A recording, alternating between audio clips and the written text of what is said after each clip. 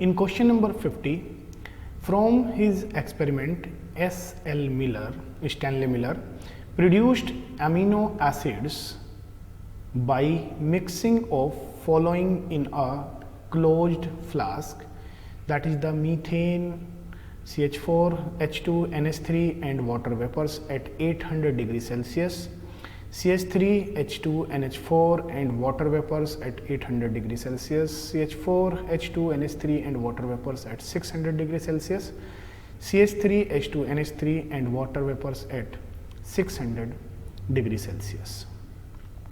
Stanley Miller ने एक 1953 में ओरिजिन ऑफ लाइफ के फेवर में एक एक्सपेरिमेंट परफॉर्म किया था और उन्होंने ये बताया था कि किस तरह से लाइफ की ओरिजिन हुई है और किस तरह से जो मॉलिक्यूल्स हैं, जो बायोमॉलिक्यूल्स हैं, उनका ओरिजिन कैसे हुआ था, या और वो जो ओरिजिन हुआ है वो ओरिजिन इनऑर्गेनिक मॉलिक्यूल से हुआ था।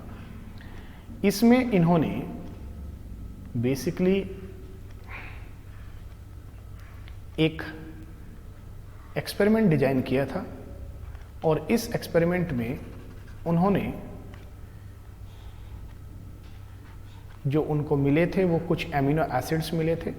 Diagram is not that much good, so here you just understand कि उन्होंने कौन सी गैसेस ली थी। यहाँ पर उन्होंने वाटर फिल किया था जिससे कि, और उस वाटर को यहाँ से हीट अप किया था जिससे कि वो वाटर वेपर्स ऐसे यहाँ से जाएं और यहाँ पर जाकर इसमें मिल जाएं।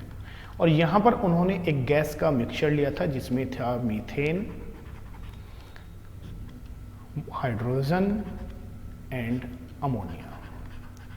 ये तीन गैसेस उन्होंने यहाँ पर ली थी और ये जो रेशियो था इस गैस का वो था 2:2 और 1 के रेशियो में ये गैसेस उन्होंने ली थी।